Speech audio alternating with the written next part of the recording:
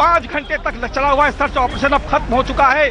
विस्फोटक बरामद हुआ है, प्रेशर कुकर का बम बरामद हुआ है। 12:30 बजे से शुरू हुआ है सर्च ऑपरेशन, करीब 6 बजे समाप्त हो रहा है। और 15 अगस्त के दिन उत्तर प्रदेश को दहलाने की साजिश थी।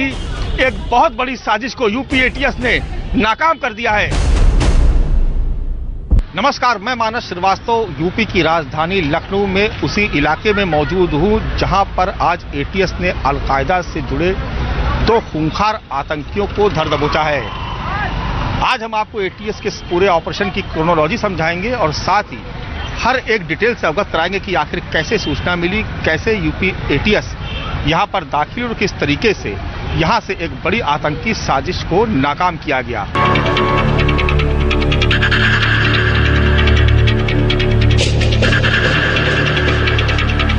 ये सामने हमारे ठीक आप मकान देख रहे हैं। दरअसल ये 3 मकान एक में अंदर से इंटरकनेक्ट हो सकते हैं। सबसे पहले आपको दिखाते हैं, ये वो गैराज है जहां पर ये दोनों संदिग्ध आतंकी यहां पर काम किया करते थे। दरअसल आप देखेंगे भीतर ये कार का एक गैराज है और आपको दिखाएंगे कि देखिए सामने जो आप देख रहे हैं ना, ये दरवाजा, नीले रंग का दरवाजा, ये इंटरकनेक्ट है दूसरे मकान से। अब आइए आपको दूसरे मकान की तरफ लेके चलते हैं, आपको दिखाते हैं। देखिए ये एक दूसरा रास्ता है, इसको देखने की, इसको समझने की कोशिश करिए कि इंटरकनेक्ट है।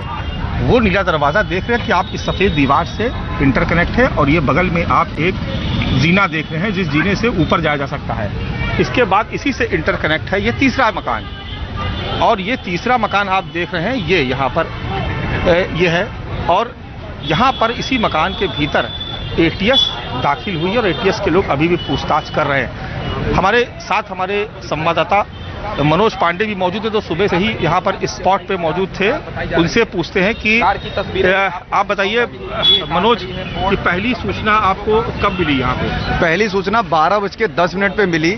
ये सूचना मिली थी कि दुबग्गा स्थित काकोरी जो ये क्षेत्र में आता है, ये तीनों मकान आते हैं, यहाँ पर एटीएस की छापेमारी चल रही है। जिसके सूचना मिलने के बाद मैं अखिलेश यादव की पीसी में था, वहाँ से मैंने गाड़ी स्टार्ट करी और तुरंत मौके पे आया तो यहाँ पे देखा कि एटीएस की 3 गाड़ियाँ खड़ी हुई थी और लोकल पुलिस की 4 गाड़ियां, साथ ही साथ एक पीएससी का ट्रक था। यहाँ पे पूरे 3 मकान है। मैं आपको सिलसिलेवार तरीके से दिखाना भी चाहूंगा और बताना भी चाहूंगा कि पहला घर वो है, यहाँ पे भी अभी तो एटीएस की घेरेबंदी नहीं है, लेकिन शुरुआती दौर में ये गैराज बताया जा रहा है कि यहाँ पे गैराज है, इसको भी घेरा गया था।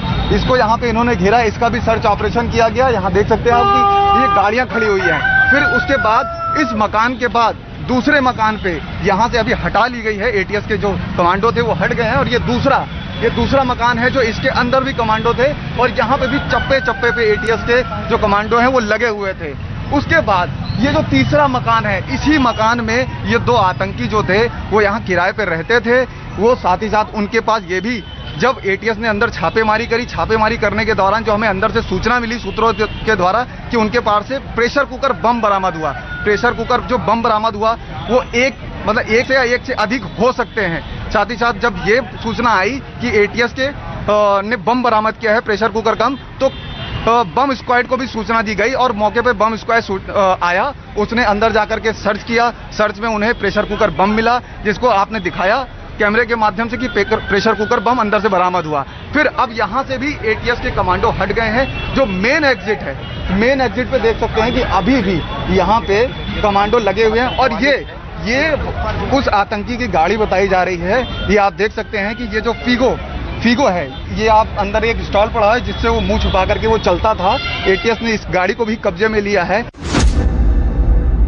अब हम आपको पूरी तस्वीर दिखाने की कोशिश करते हैं कि आखिर इस ऑपरेशन की शुरुआत कैसे हुई।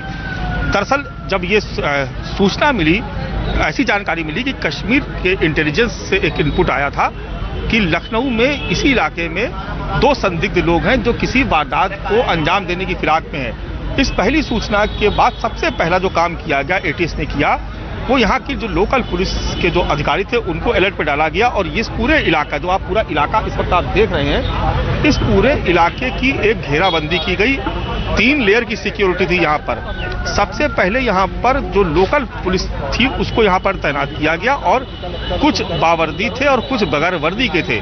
उन्होंने पूरे इस इलाके पर अपना कब्जा किया और उसके बाद धीरे धीरे यहाँ पर जो दूसरे पुलिस अधिकारी थे वो यहाँ पर पहुंचने लगे और आसपास का जो इलाका था यहाँ पर उसको खाली कराया गया।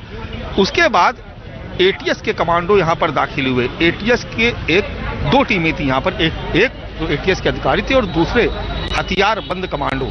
सबसे पहले करीब 1 बजे के आसपास जब इस बात का इत्मीनान हो गया कि अब यहाँ पर एटीएस और पुलिस ने इस पूरे इलाके को अपने कब्जे में ले लिया है, कोई जवाबी हमला होने पर कोई नुकसान नहीं हो सकता, उसके बाद एटीएस की टीम यहाँ पर दाखिल हुई। एटीएस इस बात को लेकर के बिल्कुल उसको इत्मीनान हो गया था कि अब यहाँ से जो आतंकी यहाँ पर छुपे हुए वो भाग नहीं सकते, यानी बाहर निकलने के जितने भी दरवाजे थे, जितने भी रास्ते थे, उन सब जगह एटीएस के कमांडो ने हथियारों के साथ मोर्चा संभाल लिया। उसके बाद बहुत तेजी से एक टीम ऊपर गई, ऊपर वाला फ्लोर आप देख रहे हैं, और वहां जाकर के उन्होंने पूछताछ करने की जैसी कोशिश की तो सबसे पहले जो नजर पड़ी, जो हमारी जानकारी है, जो सूत्र बता रहे, सबसे पहली नजर जो पड़ी वो कुछ जले हुए दस्तावेजों पर, यानी जैसे ही एटीएस की टीम ने यहाँ पर मोर्चा संभाला, जैसे ही यहाँ पर जो संदिग्ध आतंकी है जैसे उनको भनक लगी, सबसे पहला काम उन्होंने किया कि वो दस्तावेज जो उनके पास थे उन्होंने उसको जला दिया। यहीं से एटीएस का शक और गहरा गया और एटीएस की टीम ने तुरंत नीचे की तरफ से और ऊपर दोनों ही मंजिलों पर मोर्चा संभालने के साथ सबसे पहले यहाँ पर सर्च ऑपरेशन शुरू किया और सर्च ऑपरेशन करने के बाद उनको कुछ विस्फोटक बरामद हुआ, कुछ प्रेशर कुकर बरामद हुए। जब ये तस्वीर साफ हो गई कि यहाँ पर विस्फोटक भी है और कोई बड़ी आतंकी साजिश को यहाँ से अंजाम देने की एक साजिश रची जा रही थी, एक प्लानिंग तैयार हो रही थी, तो सबसे पहले एटीएस ने बम डिस्पोजल स्क्वाड को इन्फॉर्म किया और उसके तुरंत बाद बम डिस्पोजल स्क्वाड यहाँ पर आया और उसने यहाँ पर विस्फोटक था उसको डिफ्यूज करने के बाद एटीएस की टीम यहाँ से उस विस्फोटक को लेकर के, जो प्रेशर कुकर में जो विस्फोटक सामग्री थी उसको लेकर के वो यहाँ से रवाना हो गए। उसके बाद यहाँ पर एटीएस के लोगों ने पूछताछ अपनी जारी रखी और लगातार जो यहाँ के जो इस पूरे घर के चारों तरफ एटीएस के कमांडो मोर्चा संभाले रहे, पल पल की अपडेट वो जाती रही, अधिकारियों को सूचना दी जाती रही और उसके आधार उनकी निशानदेही पर और भी जगह छापेमारी चलती रही। एटीएस को जो अहम जानकारी मिली वो ये कि ये जो 2 संदिग्ध आतंकी यहाँ से जो पकड़े गए हैं, इनके तार पाकिस्तान और अफगानिस्तान का जो बॉर्डर है वहाँ पर सक्रिय कुछ आतंकी संगठन है, उनसे उनके संपर्क थे और यहाँ पर किसी वारदात को अंजाम देने की प्लानिंग चल रही थी। इस जानकारी को मिलते ही एटीएस के होश फाख्ता हो गया और उन्होंने तुरंत अधिकारियों को सूचना दी और आसपास के दूसरे इलाकों में भी सर्च ऑपरेशन शुरू किया गया। लेकिन इस घर पे लगातार एटीएस की टीम करीब 4 घंटे से ज्यादा वक्त तक मुस्तैद रही और वो लगातार पूछताछ करती रही। जिन के भी नाम बताते गए उन सबको ट्रेस करने की कोशिश यहीं से की जाती रही और अधिकारी लगातार इस बात को जानने की कोशिश करते रहे कि आखिर उनकी प्लानिंग क्या है, क्या किस घटना को अंजाम देना चाहते थे, कौन कौन लोग, कौन कौन सी हस्तियां इन आतंकियों के निशाने पे थी और आखिर किसके निर्देश पर यह पूरी प्लानिंग की जा रही थी।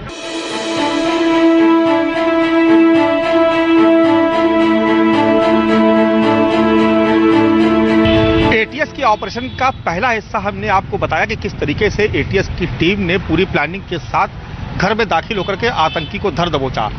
लेकिन एटीएस की प्लानिंग सिर्फ एक स्तर पर नहीं थी बल्कि वो 2-3 स्तर पर काम कर रही थी। अब आप देखिए ये जो हाईवे है, दरअसल ये कानपुर और हरदोई जो 2 अलग अलग रोड है, जो हाईवे हैं, उनको ये कनेक्ट करता है। आसपास का इलाका काफी सन्नाटा रहता है, आमतौर पर बड़े वाहन चलते हैं। यहाँ पर भी एटीएस की टीम ने डेरा डाला। एटीएस की एक टीम ने पहले इस हिस्से को घेर लिया था, यानी जो सर्विस लेन जिधर मकान और दुकानें बनी है उस तरफ एटीएस की टीम पहले नहीं मूव की। पहला उसने कोशिश की कि यहाँ पर इस इलाके को पहले से चिन्हित कर लिया जाए, उसको ठीक तरीके से उसको घेर लिया जाए। और जैसे ही ग्रीन सिग्नल मिला एटीएस की टीम को कि सब कुछ ठीक ठाक है और अब ऑपरेशन का जो अंतिम क्षण यानी जो अंतिम हिस्सा था, जब मकान के भीतर दाखिल होना था, तो न केवल दाईं तरफ से बल्कि बाईं तरफ से भी एटीएस की टीम दाखिल हुई और बहुत तेजी से मूव करते हुए इस तरीके से ये जो यहाँ पर सर्विस लेन है इस पे फान करके और बहुत तेजी से आगे बढ़ते हुए एटीएस की टीम सीधे इस पूरे इलाके पे कब्जा किया। यानी इतना वक्त नहीं दिया उसको कि कोई भी यहाँ से भाग सके और सीधे दाखिल हो गई। इस सामने वाला मकान जो आप देख रहे हैं यहाँ पर दाखिल हुई और उसके बाद 3 अलग अलग टीमों ने जो गैराज, उसके बाद मकान और उसके बाद दूसरे मकान को कब्जे में लिया। हमारे साथ मनोज हमारे साथ है। मनोज, जिस वक्त आप यहाँ पर आए थे उस वक्त आपने यहाँ पर क्या देखा कि एटीएस के कितने लोग यहाँ पर मौजूद थे और क्या जो लोकल पुलिस थी वहाँ पर, उसने किस तरीके से घेराबंदी कर रखी थी? पहले यहाँ पर जब ये सर्विस लेन है, यहाँ से एटीएस दाखिल होती है, एटीएस इस रोड से आती है सर्विस लेन से।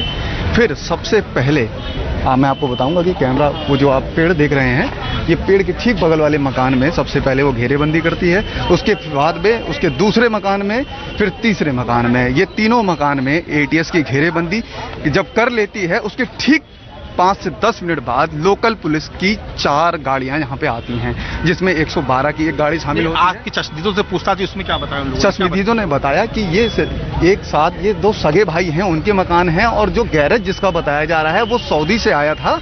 उसने बताया वो सऊदी से आने के बाद यहाँ पे उसने गैराज खोला था। लेकिन सूत्रों से ये भी जानकारी मिल रही है कि जिसके माध्यम से वो गैरेज लिया गया था, जो गैरेज चला रहा था, जिसने उस गैरेज को यहाँ दिलवाया था, वो ब्रोकर भी गायब है, फरार चल रहा है, उसकी भी तलाश चल रही है। तो देखिए, जिस वक्त एटीएस की टीम यहाँ पर दाखिल हुई, उस वक्त उसको यहाँ पर 2 से 3 लोगों के होने की सूचना थी। अंदर 2 से 3 लोग मौजूद भी थे, लेकिन धीरे धीरे जब तस्वीर साफ होने लगी, जब मकान के भीतर जब एटीएस की टीम दाखिल हुई, ये आप देखिए यहाँ पर, ये जब यहाँ पर एटीएस की टीम इस मकान में जब दाखिल हुई, तो आप नीचे कुछ लोग और ऊपर के हिस्से में कुछ लोग थे, और अभी भी आप देख रहे हैं तस्वीरों में, यहाँ पर अभी भी पूछताछ का दौर जारी है। तो एटीएस की टीम ने पहले नीचे और फिर उसके बाद ऊपर सर्च ऑपरेशन चलाया, और सर्च ऑपरेशन चलाने के तुरंत बाद जो जानकारी मिली, इसके बाद तुरंत अलग अलग इलाकों में छापेमारी की कार्रवाई शुरू हुई। एक जो युवक है उसको यहाँ से गिरफ्तार किया गया, और उसके बाद जब उससे पूछताछ हुई तो मालूम हुआ, एटीएस को तत्काल मालूम हुआ कि एक दूसरा साथी भी इसका मौजूद है, जो यहाँ से थोड़ी दूर एक मड़ियाव इलाका पड़ता है, वहाँ पर मौजूद है। तो तुरंत एटीएस की टीम को ये जैसी सूचना मिली, तो एक दूसरी टीम भी रवाना हुई, और बहुत तेजी से आगे बढ़ते हुए उसने यहाँ से एक दूसरी टीम को रवाना किया, और वो आगे जो आप सीधे रास्ता देख रहे हैं, वहाँ से घूम करके और मड़ियाव इलाके में पहुंची, और वहाँ पर एक दूसरी छापेमारी की गई, वहाँ से भी एक व्यक्ति को हिरासत में लिया गया।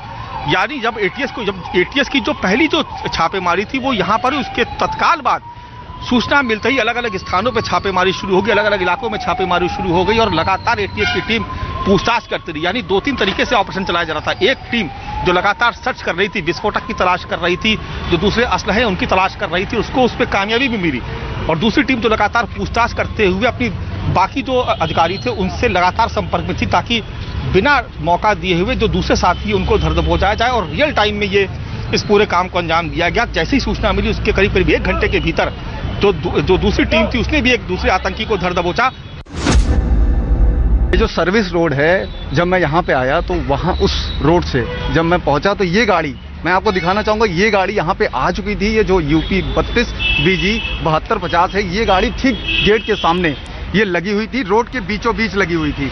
दूसरी गाड़ी रोड को ब्लॉक किया गया, ब्लॉक किया गया था, एक तरीके से रोड को ब्लॉक किया। दूसरी, जब मैं यहाँ पहुँचा, जब मैं यहाँ पे NIA आ चुकी थी, यहाँ पे ATS आ चुकी थी, मैंने देखा कि वहाँ से 3 गाड़ियाँ सफारी UP 32 BG 7250 ये वहाँ से सामने से आती है, और जो ये रोड स्कॉर्पियो ने ब्लॉक किया था उसके ठीक बगल में खड़ी होती है। उसके पीछे से ठीक गाड़ियों का सिलसिला आना चालू हो जाता है। 4 गाड़ियां आती हैं एटीएस की इस तरफ से, जो लोकल पुलिस की गाड़ी होती है वो उस रोड से आती है, वो सामने वाली रोड से आती है, जिधर आप देख सकते हैं कि मैं आपको बताऊंगा कि उस तरफ जो रोड दिख रही है वो भी सर्विस रोड से, दोनों तरफ से रोड को ब्लॉक कर दिया गया कि कोई इधर से ना जा पाए और ना उधर से पाए। साथ ही साथ जो लोकल पुलिस की है, दोनों एग्जिट और एंट्री दोनों पॉइंट पे PAC लगा दी गई थी ताकि कोई अंदर ना आ पाए।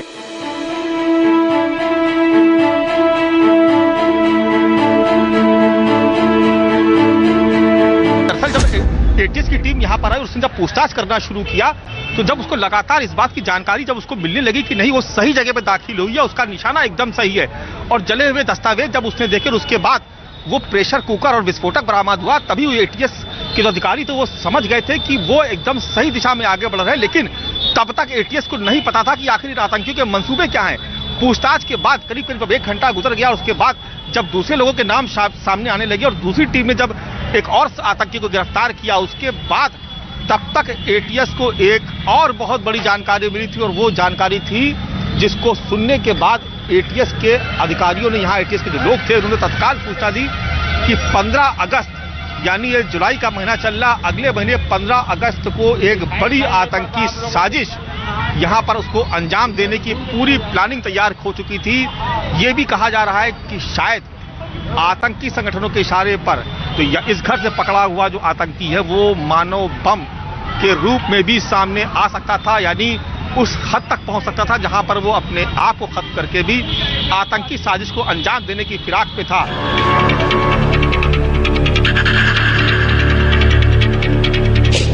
5.5 घंटे का ये सर्च ऑपरेशन ये अब खत्म हो गया है। 2 और लोगों को हिरासत में लिया गया है। 5.5 घंटे का सर्च ऑपरेशन ये समाप्त हो चुका है। 5.5 घंटे तक चला हुआ है सर्च ऑपरेशन अब खत्म हो चुका है। विस्फोटक बरामद हुआ है, प्रेशर कुकर का बम बरामद हुआ है और उसके बाद एटीएस ने 2 और बुजुर्गों को हिरासत में लेने के बाद यहां से निकल चुकी है। जल्द ही कुछ और बड़े खुलासे हो सकते हैं। लगातार न्यूज़ 24 आपको अपडेट कर रहा है। 12:30 बजे से शुरू हुआ है सर्च ऑपरेशन, करीब 6 बजे समाप्त हो रहा है और 6 बजे तक तस्वीर पूरी तरीके से साफ हो चुकी है। 15 अगस्त के दिन उत्तर प्रदेश को दहलाने की साजिश थी, उस साजिश को नाकाम किया, यानी कह सकते हैं कि एटीएस के हाथ, उत्तर प्रदेश पुलिस के हाथ एक बहुत बड़ी कामयाबी लगी है। एक बहुत बड़ी साजिश को यूपी एटीएस ने नाकाम कर दिया है। कैमरा पर्सन धर्मेंद्र कुमार साहू और मनोज कुमार पांडे के साथ मानस श्रीवास्तव, लखनऊ, न्यूज़ 24।